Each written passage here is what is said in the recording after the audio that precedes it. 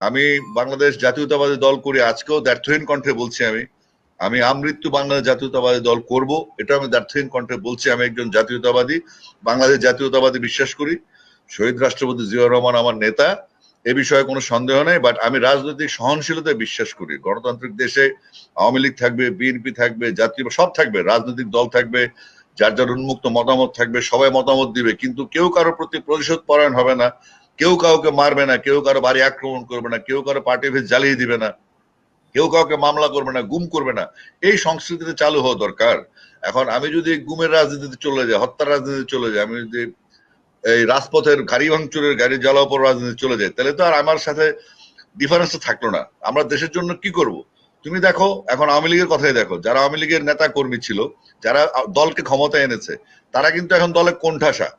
যারা হাইব্রিড নেতা কর্মী আওয়ামী লীগের পরবর্তী ঢুকেছে, অমুক ফাউন্ডেশন তমুক ফাউন্ডেশন করে